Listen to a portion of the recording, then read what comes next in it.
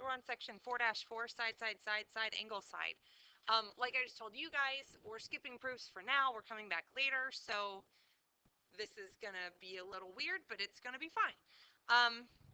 When we get to proofs, this chapter is super important because we're proving triangles are congruent. So remember the other day, I don't remember what section it was, maybe yesterday, I'm not sure, well, the 4-3 section, where we said the 6 pieces of information, and then we said the triangle congruent statement. So we said 3 pairs of angles were congruent, and we said 3 pairs of sides were congruent, and that was the only way we could say the triangles were congruent.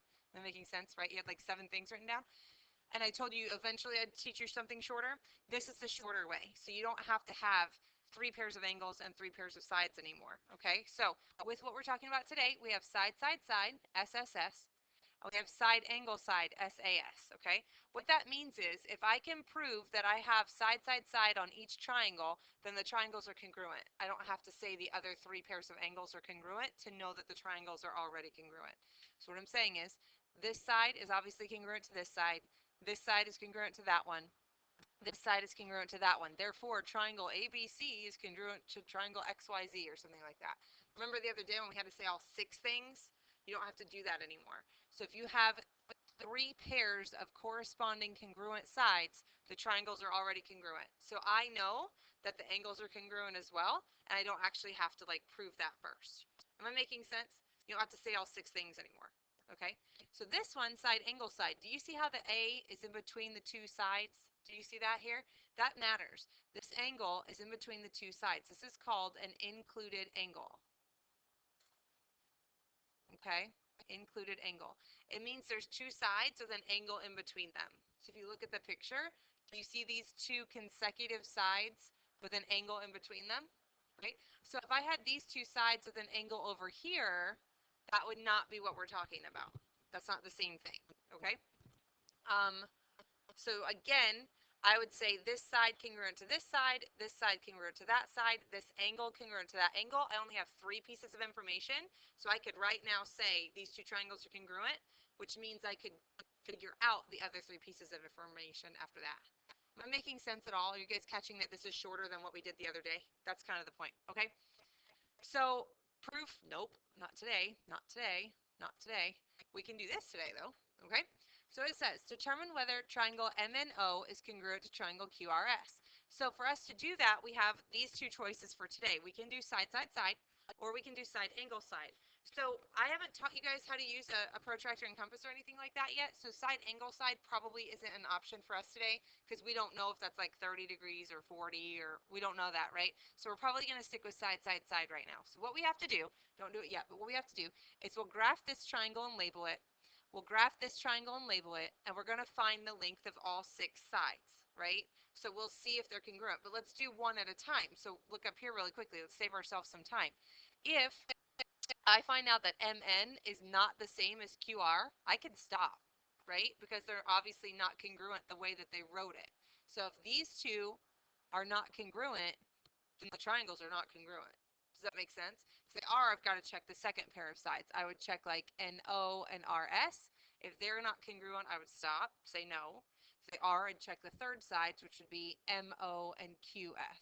Do you guys, or is that an O? What is that? A Q? QS. Do you guys see what I'm saying? So go ahead and graph the 2 triangles. You guys have your graph paper, right? Go ahead and graph the 2 triangles. And then we'll start finding the length of each side. Does anybody do distance formula anymore? Okay, either way is fine.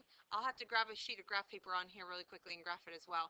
But you could do the distance formula instead if you'd prefer, and you technically wouldn't have to graph it if you don't want to. Okay, so let me get a piece of graph paper real quick somehow. Where do I have that at? Graphs.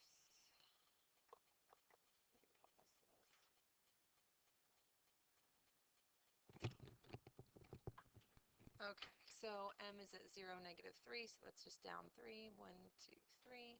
Make sure you label them, M, 1, 4, right 1, up 4. When you guys get the lengths, I would check with a neighbor. Don't do more than the 2 that I just said though. Let's make sure you're right. 1, 2, 3, 1, oh. Ooh, that's not pretty. Okay, and then Q is at 4, -1, 1, 2, 3, 4, -1. Q, 6, 1, 1, 2, 3, 4, 6, 1, R,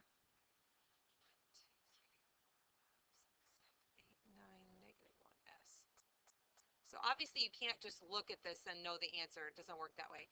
So what we said is we're going to try to find the length of MN, and we're going to try to find the length of QR, right?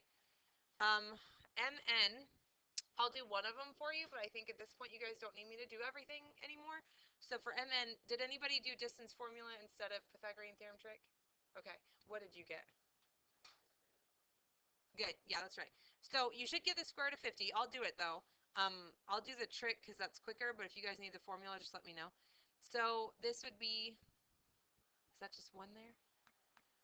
Okay, so there's one, and then this is what? 1, 2, 3, 4, 5, 6, 7. Is that 7?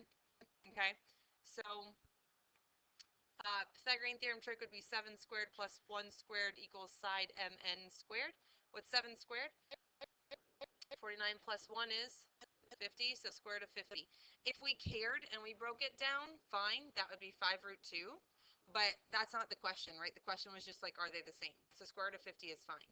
Did anyone not get square root of 50 and need me to do the other way, the distance formula way instead? Are you guys okay? What did you guys get for QR? Square root of 8. Are they the same? So quit. They're not congruent. You could say not congruent, or you could write this with a not congruent sign. Or you could say no, not congruent, or something like that. So let's pretend that these were congruent. Then I'd check the next two pairs. And if those are congruent, then I'd have to check the last two pairs. And so the only way for this to be true is if all three pairs were congruent, side, side, side. So even if the second pair wasn't congruent, I would stop there and say no. But you guys see how I saved myself time? So if you had found the length of all three of these and then done this one, you would have found 2 extras for no reason. Do you see what I'm saying? It's not wrong. It's just kind of a waste of time. Is everybody okay? Nobody needs distance formula. You guys are fine. Okay, that's the last question, right? Okay, so for us, for this year, on the homework, but we're not going to do it yet. We're going to jump to the next set of notes because there's like one question. On the homework, you're only going to do number 8, 16 and 18 and 38. I'll write this down. That was more than I said. 8, 16, 18, 38. Whoa, what happened there? What is happening? I'll just say it. You're going to do 8, 16, 18, and 38. I know that seems like 4 questions. It's really not. Number 8 is like the one we just did, so it takes you like a minute. 16 and 18 is just where you're saying if it's possible to say side, side, side, or something like that. So there's actually no math involved. And 38, I'm pretty sure, is just a review question. So there's 4 questions, 8, 16, 18, and 38. Okay? And in a moment, I'll give you, it'll take you like 5 minutes maybe to do it. And then if you want, you can do that one, number 8. You can do that on the back of that graph if you want to, or you can get a new graph. It's up to you. Did I lose anybody? I know it's kind of weird to skip half the notes, but did you at least follow the one that I did? Okay, great. All right.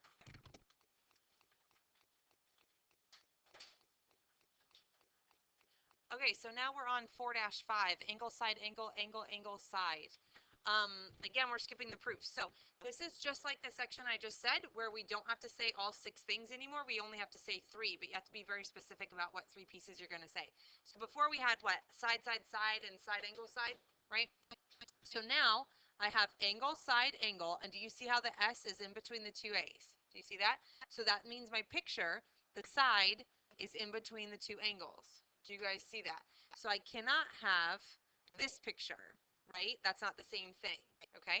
This one says angle, angle, side. That's angle, angle, non-included side. So do you see how I have 2 angles and a side that's not in between them? So they seem like they're saying the same thing, but the pictures are very different. Does everybody understand that? So if I have a picture like this, where I know the 2 included sides are congruent, and I know this angle to this angle and that angle to that angle, I can go ahead and say like triangle ABC congruent to triangle XYZ now. I don't have to say the other 3 things. The other 3 things are still true, so it's still true that this angle is congruent to this angle. This is still true, and this is still true. I just didn't have to say it before I could say the triangle is congruent. Does that make sense to you? Okay. So that's kind of it. Let me triple check there's no actual questions on here. There's not. So it's a bunch of proofs, which we're not doing yet this year. So let me look at the assignment. You are only doing number 14 on this assignment. Only number 14. Okay, so we're basically going to do all those in class together right now and get them done before we leave. Okay? Did I lose anybody anywhere? Okay.